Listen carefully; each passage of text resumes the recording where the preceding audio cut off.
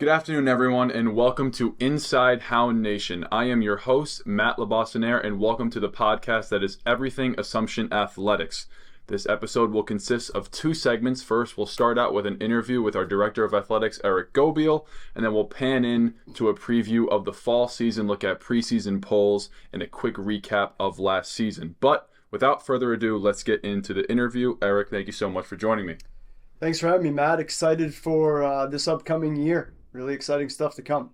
So you're going into your second year here at Assumption as Director of Athletics, and we've spent the majority of the summer kind of preparing for this fall season. But let's look back. Let's start on your first year. It was a very successful year overall, you can say, for the department and for all the sports. What were your overall thoughts on your first year here?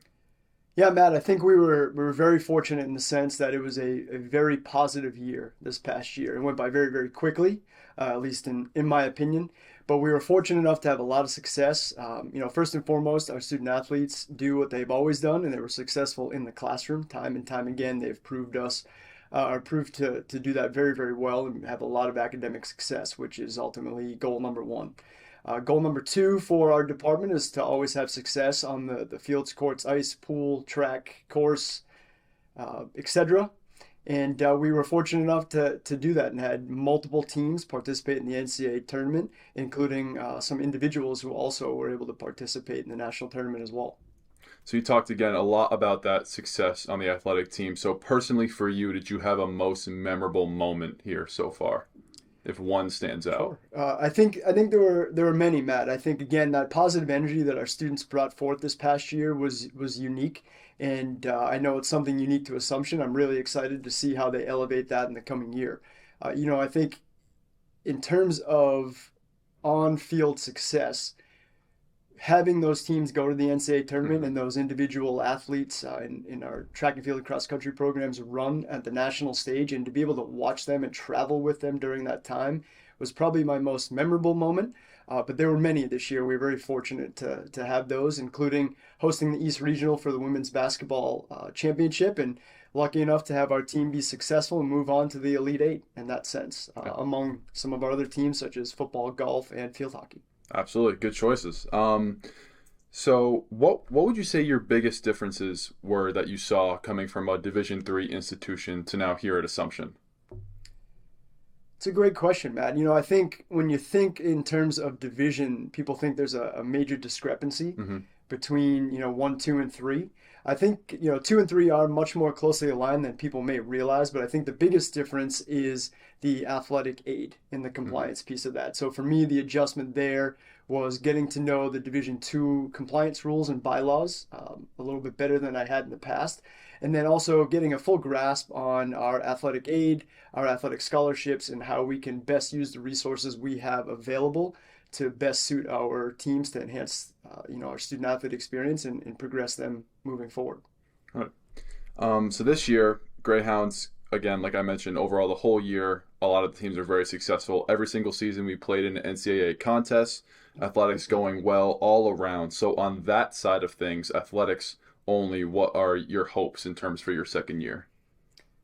Sure. That, I think we hope to replicate that for all 26 of our teams every single year, is to be able to be successful first in, regionally in the NE10 conference play, and then move on to the national tournament. I think to have our teams, a successful year to me would be to have all of our teams qualify for the NE10 playoffs, which I know is a challenge in itself with 26 teams, 26 sports. There is while there's a lot of hard work involved, there's also a little bit of luck involved there as well, right?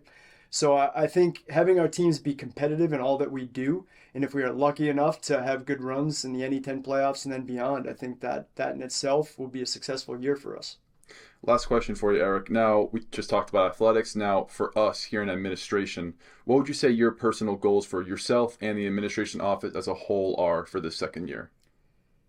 Yeah, I think moving forward, Matt, and really it's always a goal of ours as a department in all that we do is to improve upon the year before.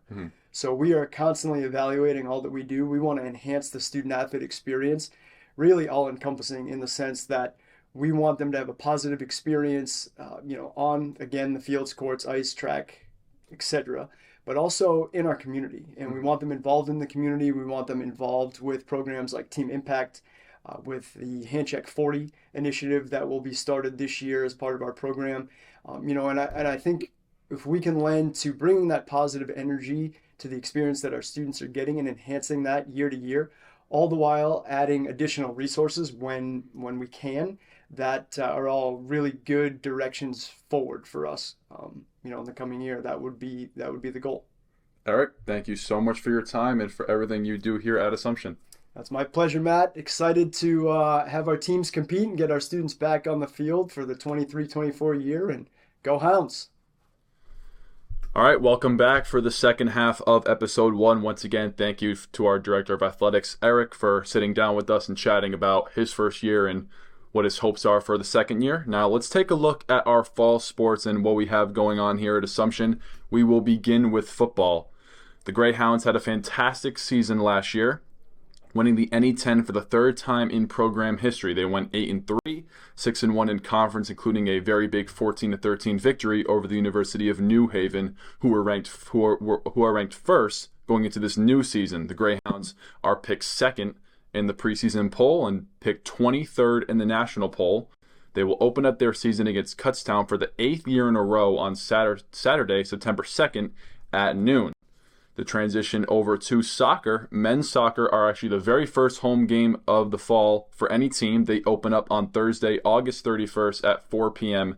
versus Caldwell University. They exceeded expectations last season. Ed Matz's men, they were expected to finish last in the conference in 12th place. For this year, they shot up the projections and are now listed as 6th in the preseason poll, just 1 point behind 5th place. So big things and improvements expected again from men's soccer. For women's soccer, they were able to get into the playoffs last year, put up a tough fight against Franklin Pierce in the first round, but ultimately fell 2-1. They are projected to finish in 7th place in the NE10, and they open up the season on September 1st at 8 p.m. on the road versus Damien University. It's a bit of a road stretch to start the year. They won't play their first home game until September 19th versus Bentley at 7 p.m. down at the new Maroy Field, so make sure you guys come out and support your Greyhounds once they play at home. Let's go over Inside Alaska Gymnasium and talk about volleyball. Volleyball looking to have a stronger year under new head coach Stephanie Kazmierzak, who has arrived for her first year as head coach. Apologies, Stephanie, if that last name isn't totally accurate, but the Hounds picked 11th in the NE10 preseason poll. They open up the season on the road against Lock Haven University and the College of St. Rose in a tri-match on Saturday, September 2nd.